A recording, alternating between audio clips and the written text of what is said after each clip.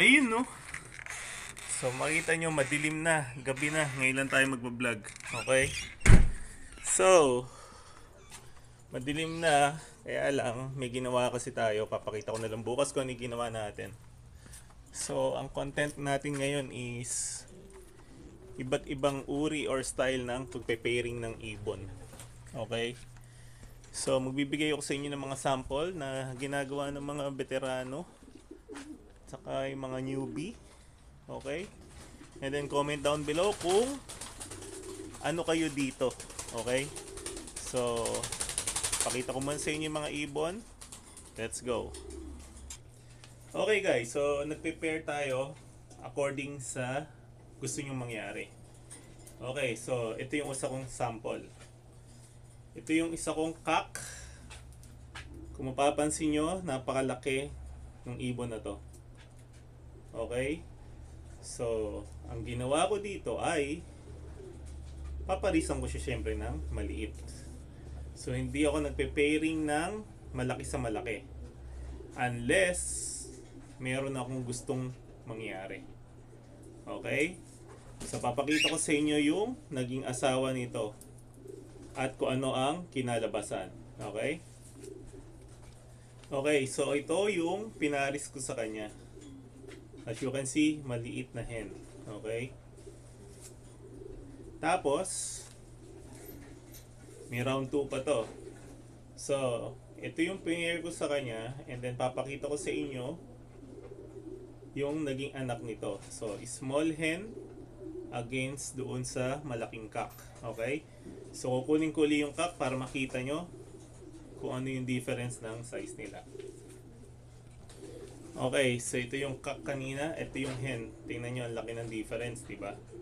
So, isang malaki at isang maliit. Oh, yan. Okay? So, ito yung isang style ng pagpe-pair. So, it's either mag-pair ka ng isang malaki at isang maliit. Okay? Kasi may na-achieve ka na size ng ibon kung nagkikreate ka ng sarili mong linyada. Okay? Tsaka kung mapapansin nyo pala, itong hen, maigsi ang buntot. Ito ang gusto ko, maigsi ang buntot. Okay? So, ang gusto ko mangyari, makapag-produce ako ng in-between nila, ng size nila na maigsi ang buntot. Okay? Kasi yung cock is ang haba ng buntot.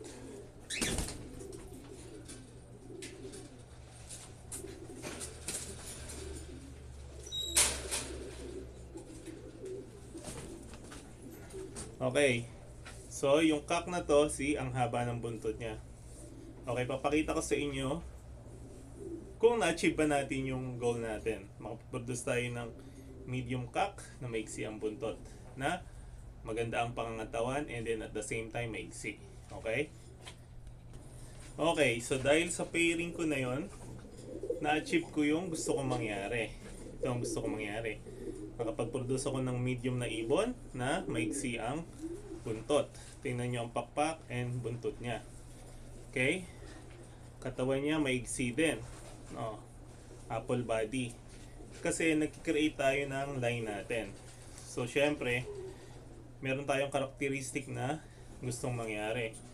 Tsaka yung frontal niya malaki. Okay? Buo ang pangangatawan. So, ito yung na-achieve natin. So, tama ba yung pairing natin? Nilipad ko to in 7 months. Nakauwi rin to ng Lapine, Oregon. Okay? Okay, yung ibang way, ito natutunan ko sa kaibigan ko sa Hollister. So, siya pag nagpe-pair siya ng ibon, ito isa sa mga tinitingnan niya. Kailangan, pag kinuha mo yung, binuka mo yung kilikili niya, magkaiba sila ng kulay. So, ito ang kulay nito is obviously white. It's all white. Okay? So, ang pinipair niya dito ay gray. See? Yung kilikili is gray. Okay? Mapapansin nyo yan, ang kilikili, it's either dapat puting-puti. Or kung dalawang kulay, it's considered gray. So, ganun siya magpares. So far nakita ko very successful siya, lalo na sa one-off races. Okay? Okay, so ito na rin yung gawin nating sample na pangatlo. Yung iba, nag-pair according sa kulay ng mata. Okay? So ito ang kulay nito is dark, kung mapapansin nyo. Okay? So ang i-pair niya dito is light color or red. As long as hindi dark to dark. Yung reason behind doon, hindi ko alam. Okay? So, ini-state ko lang sa inyo kung ano-ano yung way ng papapares ng ibon ng lahat ng mga fancier. Okay, so yung kanina cock. So, yung iba nagpapares according sa kulay ng mata. Kanina dark yung mata. So, ipapares naman nila is yung ganito na clear. Okay? So, again, hindi ko alam ang reasoning behind that. Okay? Pero, may isa akong fancier na nakakilala. Ito ang sinabi naman niya sa akin. Okay, ang sinabi niya sa akin, like itong pairing na to, hindi ko alam kung na-tsempohan ko lang. So, tingnan niyo yung kulay ng mata. Pag ganito daw ang kulay ng mga mata, according to him, speed bird daw to. Okay, so parat lang tayong nagbi-breed ng manok. So, ano ba usually na tineterno natin pagka speed bird? Okay, so ito ang sagot. Ang pinipair niya naman is ganitong kulay, mas mapula. Kasi ito daw ay kunat. Yun ay according sa kanya. Sineshare ko lang sa inyo. So, mamili kayo or mag-comment kayo kung alin kayo doon. Okay?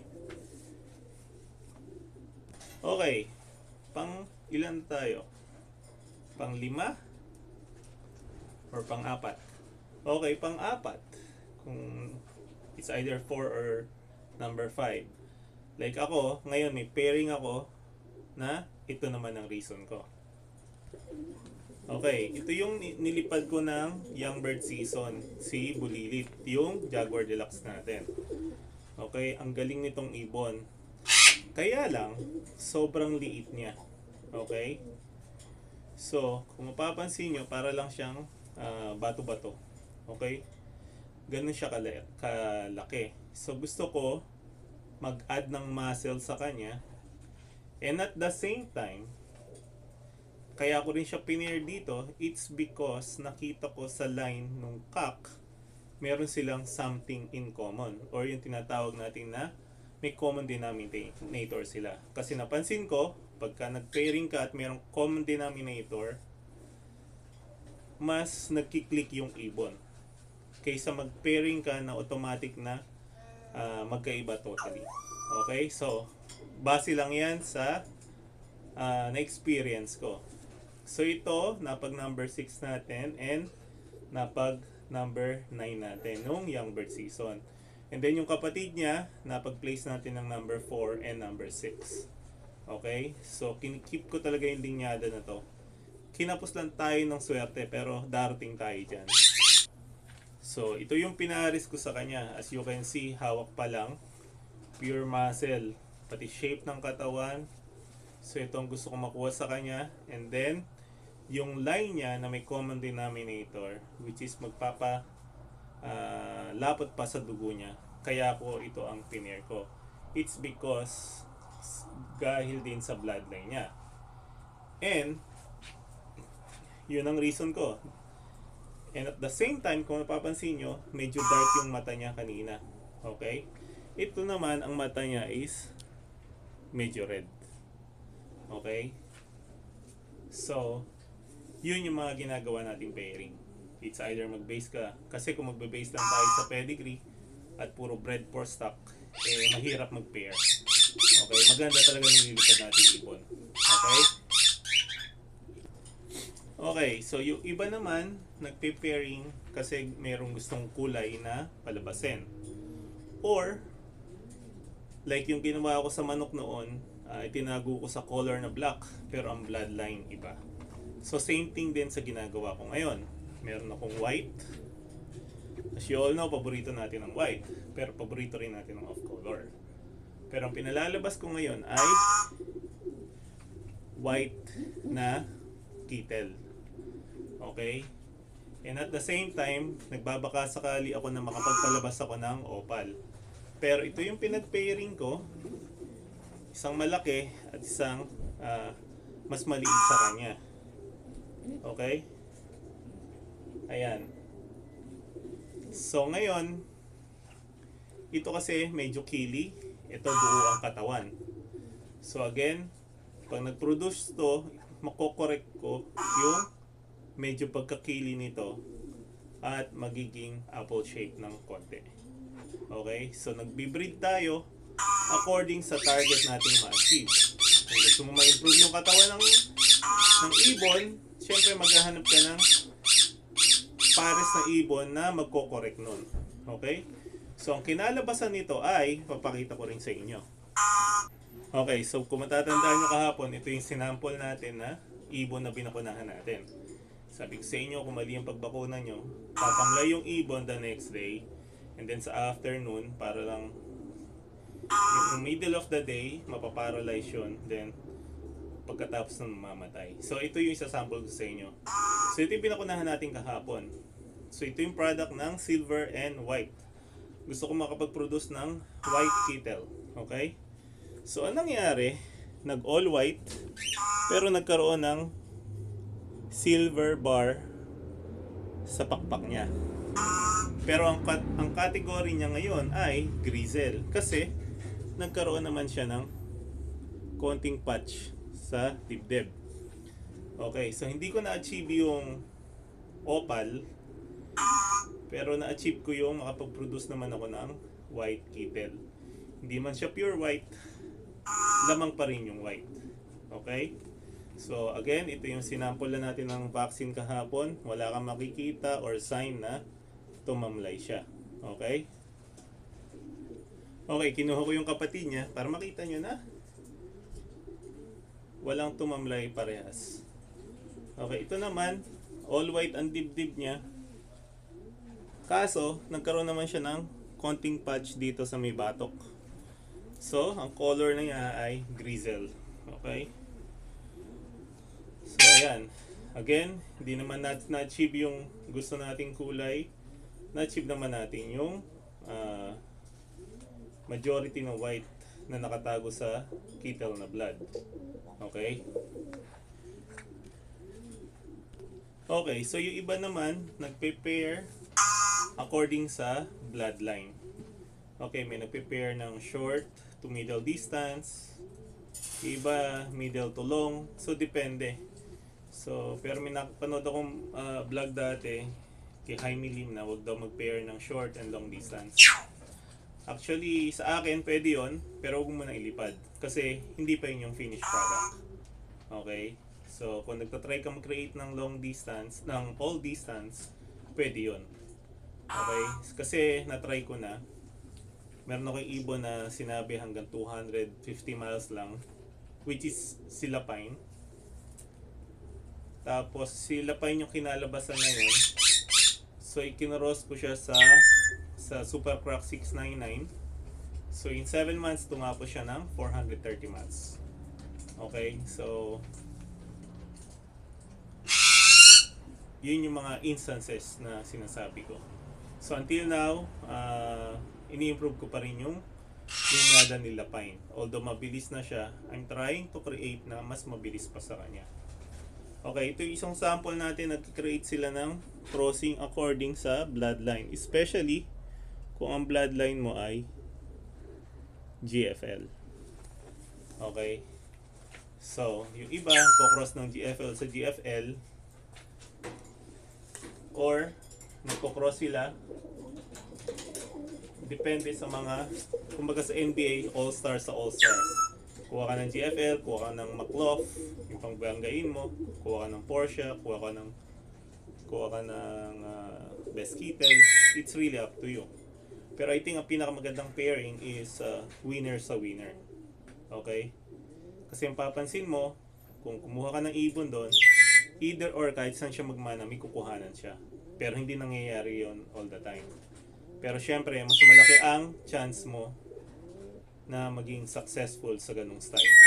Like ako, may mga pairing ako dito ng tinatry ko ngayon is full sibling ng winner.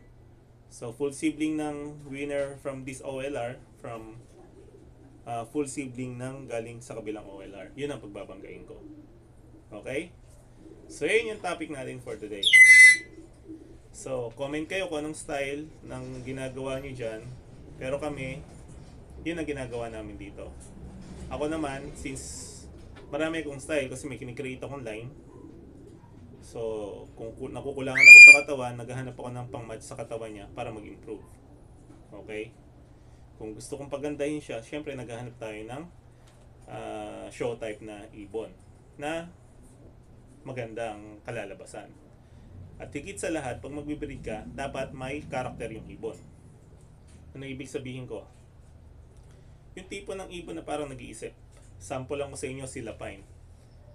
Si Lapine, dahil maraming hawk dito, pag nakikita niyang maraming hawk, sa halip na lumipad siya, halimbawa nasa landing board siya, ang tendency magliliparan lahat ng ibon. Siya, papasok lang sa Sputnik trap. So yun ang magandang karakter, nag-iisip yung ibon. Pangalawa, si Bagwis. Na-observe ko si Bagwis, pinakawalan ko siya sa summer in French camp siguro yun. Nung nakita niya na may hawk, magkakasama sila sa isang group dahil siya lang yung nag-iisang off-color, humiwalay siya talaga mag-isa. And then umikot siya and then iminit niya yung kasama niya somewhere. Yun ang na-observe ko sa kanya. Kaya binread ko rin si Bagwis last year. So napagtapos naman nung anak niya yung OLR. Okay? So again, yan ang topic natin for today. So again, nagpapa-shoutout si John Melendez ng Cotabato City. Salamat sa iyo, Lods, kay Mel Pasha, at sa lahat ng mga nagsasubscribe sa atin every single day. So tinutulungan din tayo ni Top Gun Love. Okay? So hanapin nyo si Top Gun. Frenchie Love Bullies yata yung kanya. So lagi siya nagko-comment sa section natin. So makikita nyo rin yung mga vlog niya about pigeons and Frenchie. Okay? So yan lang ang topic natin for tonight. Gabi na. Okay? Mag-share din kayo ng style nyo dyan. Malay nyo, pwede natin kopyahin. Okay? Kung may nakulangan pa tayo ng, kung hindi ko pa na-mention lahat, babalikan na lang natin next time. Okay? Pero yung mga minention ko, yan yung mga typical na ginagawa talaga when it comes to pairing. It's either you look for blood, kung gusto mo, kung you're creating your own line, syempre, physicality, ko-correct mo yan, anong kulang ng ibon, the way sila sa lumipad, vitality ba, speed ba, so it's really up to you. Okay, so para lang ding nagluluto kung anong kulang, kung kulang ng alat, dagdagan mo ng patis or asin. Okay, so paano pa, alam nyo na, rak-raka na.